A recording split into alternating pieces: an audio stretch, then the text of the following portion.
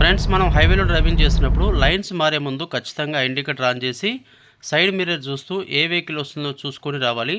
So ఇక్కడ మనకు side మిర్రర్లో ఇక్కడ మిర్రర్ని సగభాగానికి విభజించినట్టయితే ఎక్కడైతే మీకు ఇటు right side door handle side కనిపిస్తుందో అది సేఫ్ జోన్.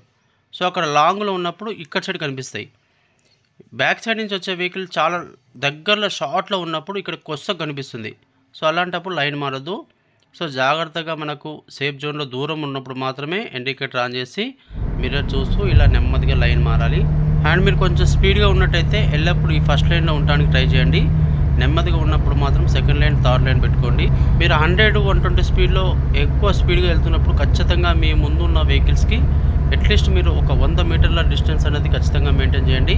సో ఈ డిస్టెన్స్ అనేది ఖచ్చితంగా ఎవ్రీ టైం మనని బాగా సేఫ్గా ఉండేందుకు మంచిగా ఉపయోగపడుతుంది. మరీ దగ్గరగా ఉన్నట్టయితే ఖచ్చితంగా ప్రమాదాలు జరిగే అవకాశాలు ఎక్కువగా ఉంటాయి. ప్రతి ఒక్క సిచ్యువేషన్ని ముందే గమనిస్తూ పూర్తి కాన్సన్ట్రేషన్, ఏకాగ్రత రోడ్ మీద పెట్టి ప్రతి ఒక్క దాన్ని చూసుకుంటూ చాలా జాగ్రత్తగా డ్రైవ్ చేయండి. మీకు ఎలాంటి ఇబ్బంది ఉండదు.